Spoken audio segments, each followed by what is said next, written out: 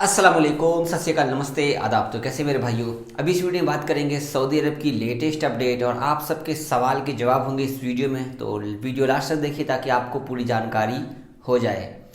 सबसे पहले आज बात करेंगे, अब अगर आपने दवाई अब तक नहीं ली है, सऊदी अरब में है और आपने अभी तक कोरोना की दवा नहीं लगाई है, पहली डोज या दूसरी डोज, कम से कम पहली डोज भी अगर आपको अब लगाना पड़ेगा, बिना पहली डोज लगाए हुए अब आप शायद काम पर भी नहीं जा सकते। किसी भी सेक्टर में आप काम करते हैं, प्राइवेट में या दुकान में या शॉपिंग मॉल में, तो आपको दवा लगाना लाजिम कर दिया गया है। आपको मैं शेयर कर रहा हूँ स्क्रीनशॉट, गल्फ हिंदी की भी है और भी रिपोर्ट आपको शेयर कर रहा हूँ। तो बिना दवाई लगाए अब आप अपने काम पर भी नहीं जा सकते हैं। मतलब कि आपको अब दवा लगाना बहुत ज़रूरी है। जैसा कि आप सबको पता है कि दवा नहीं लगा रहे हैं, हम लोगों को थोड़ा सा शक बना हुआ है कि यार दवा नहीं लगाएंगे नहीं लगाएंगे। वैसे मैंने भी पहली डोज लगा ली है, सेकंड डोज का डेट मेरा 26 अप्रैल का था। अब वो कैंसिल हो गया, हमारे सभी भाइयों का सेकंड डोज का भी कैंसिल हो गया। अब शायद 2-3 महीने के बाद जब फर्स्ट डोज सब लोगों को लग जाएगी तब जाकर के सेकंड डोज का डेट आएगा। तो अभी भी आप लोगों को दवा का जो कन्फ्यूज़न है, भाई दवा लगा लो जाकर के। यार सऊदी अरब में हो, आप काम करने वाले हो, काम कर रहे हो, तो दवा लगाना लाजिम है। अब आपको काम पर भी जाने नहीं दिया जाएगा।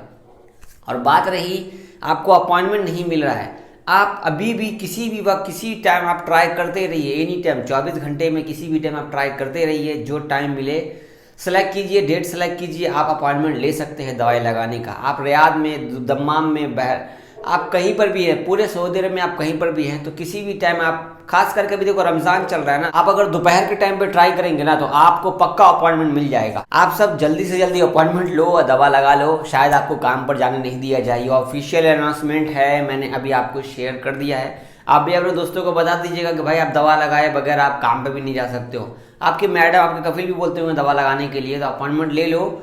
मुझे भी मेरे कफिल ने कहा था दवा लगाने के लिए, मैंने अपनी मर्जी से नहीं लिया था, ठीक है ना। तो एक सवाल उर्दू न्यूज़ पर पूछा गया है कि जैसा कि इस टाइम पर किसी को भी उम्रा करने जाना है तो उनको दवा लगाना ज़रूरी है, कम से कम एक डोज। दवा लगाने के बाद 14 दिन हो चुका होगा तो आपको उम्रा का परमिट मिल जाएगा। लेकिन ये जो चल रहा है सिस्टम, आगे आने वाले दिनों में भी नॉर्मल टाइम पे जब हमें उम्रा करना होगा रमज़ान के बाद, तो हमें फिर से ऐसे ही, मतलब कि इसी नियम कानून के साथ उम्रा करना होगा। तो इसमें कहा गया है, सिंपल सा, हज मंत्रालय और उम्रा मंत्रालय ने कहा है अगले उम्रा के लिए परमिट केवल उन लोगों को जारी किया जाएगा जिन्होंने या तो कोरोना वैक्सीन के दोनों खुराक ले लिए हो, या जिन्होंने एक खुराक दवा ले ली हो कोरोना वैक्सीन की, जिनको 14 दिन हो चुके होंगे, उनको ही उम्रा की परमिट जारी की जाएगी आने वाले अगले दिनों में। तो नॉर्मल दिनों में भी आपको अगर उम्रा जाना है, उम्रा करना है, तो आपको कम से कम एक दवा लगी होनी चाहिए। और एक दवा, जैसे मान लो कि आज आपने लगाया है, 14 दिन बीत चुके हैं लगाए हुए दवा को, तो 15वें दिन आप उम्रा परमिट अपने तवक्कलना ऐप से निकाल सकते हैं। तवक्कलना ऐप के अंदर में आपको बहुत सारा ऑप्शन है, अभी भी आप ट्राई करेंगे खासकर तो मिल जाएगा आपको उम्रा परमिट। लेकिन दवा लगने के 14 दिन के बाद उम्रा परमिट मिलेगा। अभी भी आप उम्रा कर सकते हैं, आने वाले दिनों में भी उम्रा कर सकते हैं। तो सेम नियम कानून है, पहले में और अभी में थोड़ा आसान कर दिया गया है उम्रा परमिट के लिए।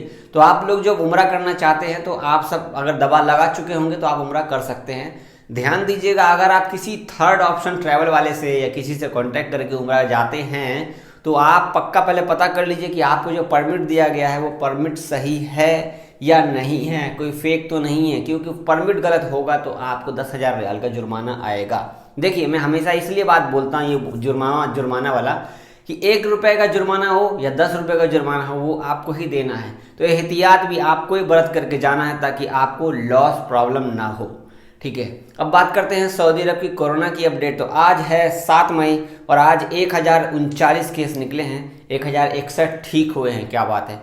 13 इंतकाल किए हैं। रियाद में 386 केस निकले हैं, मक्का में 274, ईस्टर्न में 140, असीर में 46, मदीना में 45, जजान में 33, अलकसीम में 29, तबुक में 26, हायल में 18, नजरान में 13, नॉर्दर्न बॉर्डर में 11, अलबाह में 11, अलजौब में 7। टोटल एक्टिव केस सऊदी अरब में 9750 है इस टाइम पर। अपने इंडिया में कितने केस निकले हैं आपको मैं स्क्रीनशॉट दूंगा ही नहीं यहाँ पर, लेकिन मैं बता देता हूँ 4,14,000 केस आज के डेट में निकले हैं। 4,000 के लगभग इंतकाल भी किए हैं अपने इंडिया में। 4,000 लोग मरे हैं, कोई बात नहीं है, चलता है अपने यहाँ, कोई फ़र्क नहीं पड़ता। क्योंकि हमारे यहाँ की जो सरकार है वो भी जवाबदेही है, और हमारे यहाँ के लोग जो हैं वो भी जवाबदेही वाले हैं, क्योंकि हमारे यहाँ के लोग न मास्क लगाते हैं, न आप वैक्सीन लगाते हो, ना वैक्सीन कराने जाते हो, क्योंकि बहुत सारे डर बैठे हुए हैं आपके जहन में, तो वो डर कौन निकालेगा। आप गार्जियन होकर डर रहे हैं तो आपके बच्चे भी डरेंगे ही डरेंगे। देखिए, मैं वैक्सीन लगा कर आया हूँ, मैं भी अपने घर पे सबको बोला हूँ वैक्सीन लगाने के लिए, वो भी अपना वैक्सीन लगा रहे हैं। रजिस्टर करके रखिए, नंबर आएगा, वैक्सीन लगाइए, क्योंकि वैक्सीन लगाने से आपको कम से कम ये है कि आपका जो है ना गले तक आएगी मुसीबत, गले से नीचे मुसीबत नहीं जाएगी, यहाँ से बाहर निकल जाएगा। खैर चलो, ये आपकी मर्जी है, मैं तो बस बता देता हूँ यहाँ पर। अब थोड़ी आपको शेयर कर देता हूँ सऊदी अरब के मस्जिद के हवाले से खबर। वैसे आज जुमा था, माशाल्लाह, जुमा मुबारक आप सबको, और रमज़ान का अलविदा मुबारक, आखिरी जुमा था आज। तो शेयर करते हैं आपको, सऊदी अरब में, पूरे सऊदी अरब में अब तक 1056 मस्जिदों को बंद किया गया। इतने दिनों में आपको 89 मतलब 89 दिनों में, देख रहे हो, 3 महीने में 1056 मस्जिदों को बंद किया गया, जिनमें से 1037 मस्जिदों को साफ करने के बाद खोला गया है। देख लो, 3 महीने में इतने मस्जिद बंद किए गए थे, क्योंकि कोरोना पॉजिटिव केस निकले होंगे इनमें। इसके बाद देखो, सारे मस्जिदों को साफ करके खोल दिया जाता है, और भी जो मस्जिद अभी बंद है इसमें वो भी साफ करके खोल दिया जाता है। तो माशाल्लाह, अभी वैसे आज मैं जुमा की नमाज़ पढ़ने गया था, माशाल्लाह आप लोगों को देखा मैंने, बहुत सारे भाई हमारे हैं जो मिलते रहते हैं, जाकर कहीं ना कहीं तो मिल ही जाते हैं, रोज ना कोई मिलता है। तो सभी लोगों ने जनमाज लिया हुआ था, मास्क लगाया हुआ। तो आप सबसे भी रिक्वेस्ट है कि जनमाज मास्क लगाए रखें। वैसे तो चालान कोई नहीं काटता, फाइन कोई नहीं काटता मस्जिद में, लेकिन एहतियात बरतना जरूरी है, ठीक है। तो ये थी कुछ जरूरी अपडेट। चलिए बात करते हैं, आप लोगों ने कमेंट किया है, वो कमेंट का थोड़ा आपको जवाब दे दूं। हमारे भाई ने कल जो मैंने वीडियो बनाई थी 38 देशों की फ्लाइट के ऊपर, तो उससे बहुत सारे कमेंट किया है, जावेद भाई आपने अच्छा किया, सही से बता दिया, हमें सही से मालूम हो गया कौन सी देश की फ़्लाइट खुली नहीं खुली, किसके लिए खुली। वाजिब सी बात है, जो रहेगा सच मैं वही बोलूँगा, झूठ बोलने की ज़रूरत नहीं है, आपको आज देने की ज़रूरत नहीं है। अगर अपने इंडिया के हालात अच्छे होते तो मैं ज़रूर जोड़ देता इस बात को कि हाँ, अब इंडिया से भी लोग आ सकते हैं, लेकिन अपने इंडिया के हालात अच्छे हैं नहीं, तो मैं कैसे जोड़ दूँ अपने मन से, है कि नहीं, क्योंकि इन्होंने ऐसा कोई अपडेट दिया नहीं था। तो हमारे आप सबके जो कमेंट है, हमारे श्री कृष्ण भाई ने कमेंट किया है, जावेद भाई मुझे एक जानकारी लेना है आपसे कि अगर घर जाना है तो वैक्सीन लगवाना ज़रूरी है क्या, प्लीज़ बताइए। जी नहीं, घर जाने के लिए आपको वैक्सीन लगाने की कोई ज़रूरत नहीं है, आपकी मर्जी, आप वैक्सीन लगाइए। अगर आप सऊदी में हैं तो अच्छी वैक्सीन है सऊदी में, कोई दोनों वैक्सीन, पी फाइजर हो या एस्ट्राजेनेका, दोनों में से कोई भी लगा लीजिए, कोई दिक्कत नहीं है। मैंने पी फाइजर लगाया, मेरे दोस्त लोगों ने एस्ट्राजेनेका लगाया, किसी को कोई परेशानी नहीं हुई। लेकिन आप घर जाना चाहते हैं तो वैक्सीन लगाने की ज़रूरत नहीं है घर जाने के लिए। घर जाने के लिए आपको क्या क्या चीज़ की ज़रूरत है, सबसे पहले तो आपको छुट्टी जाना है या एग्जिट जाना है, वो कंफर्म कीजिए। दूसरा, टिकट लीजिए। तीसरा, पीसीआर टेस्ट कराइए, जिनसे आप टिकट लेंगे उन्हीं से ही पीसीआर टेस्ट करा लीजिए। इसके बाद वही आपका सेल्फ डिक्लेरेशन फॉर्म भर देगा, उस फॉर्म को ऑनलाइन भरेगा, उसका प्रिंट कॉपी निकाल के आपको 3-3 कॉपी, आपको फोटो कॉपी आपको दे देगा। वो जैसे आप एयरपोर्ट पर जाएंगे, बोर्डिंग कराएंगे, आपसे पूछा जाएगा, देखा जाएगा, आपका मेडिकल कोरोना का टेस्ट जो आपने कराया वो देखा जाएगा, आपका सेल्फ डिक्लेरेशन फॉर्म देखा जाएगा आरोग्य सेतु वाला। वो देखने के बाद आपको आगे जाने देंगे, आपका सामान चला जाएगा। आगे जब आप एयरपोर्ट पर जाएंगे, जब आप पुलिस चेकिंग होगी लास्ट में, वहाँ पर फिर देखा जाएगा, आपको चेक किया जाएगा, ठीक है। लास्ट एंट्री जब आप फ्लाइट में बैठेंगे तो वहाँ पर आपको सिर्फ बोर्डिंग चेक किया जाएगा। जब आप दिल्ली उतरते हो तो आपको लाइन लग करके खड़े होना है, फिर आपको एक फॉर्म दिया जाएगा दिल्ली उतरने के बाद। पहले तो आपको सेल्फ डिक्लेरेशन फॉर्म देखेगा, कोरोना टेस्ट का रिपोर्ट देखेगा, दिल्ली एयरपोर्ट की बात बता रहा हूँ, जब आप दिल्ली एयरपोर्ट उतर जाएंगे तब। इसके बाद थोड़ा सा आप आगे बढ़ेंगे, बाहर निकलने के लिए इमिग्रेशन से पहले एक फॉर्म दिया जाएगा। उस फॉर्म में आपको नाम, पता, एड्रेस, सारा चीज़ भरना है। भर के देने के बाद वो आप देंगे, वहाँ पर वो आपको आगे दिल्ली एयरपोर्ट से वो आपको 800 रुपये पे कराएगा कोरोना टेस्ट के। वो टेस्ट करा, आप सिर्फ दिल्ली की बात नहीं कर रहा, दिल्ली, मुंबई, कोलकाता, आप कहीं पर भी जाते हो सेम सिस्टम है। 800 रुपये ले लेगा वहाँ पर आपसे।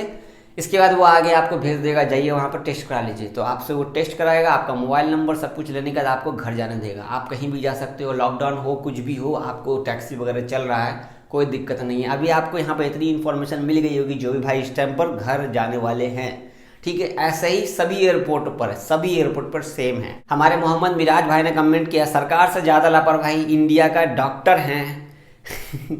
भाई देखो, अब हम डॉक्टर तो हमारे लिए, आपको पता है कि अगर डॉक्टर ना हो तो हमारा इलाज कौन करे। तो डॉक्टर को भला बुरा बोलने से बेटर है कि सिस्टम को हम बोले। अगर हमारा सिस्टम अच्छा हो तो हमारा डॉक्टर भी सही से काम करेंगे, ये बात तो है भाई। हमारे मोहम्मद इब्राहिम भाई ने कमेंट किया है, जावेद भाई मैं इंडिया जाना चाहता हूँ, मुझे बताओ क्या करना चाहिए।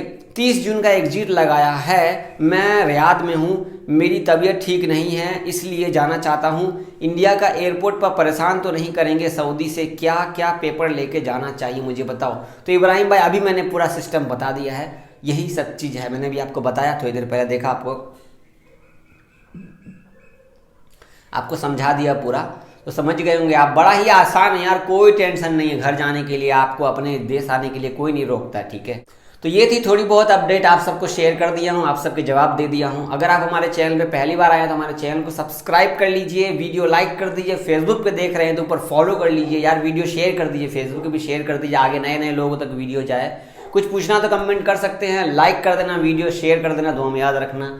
अल्लाह हाफिज़।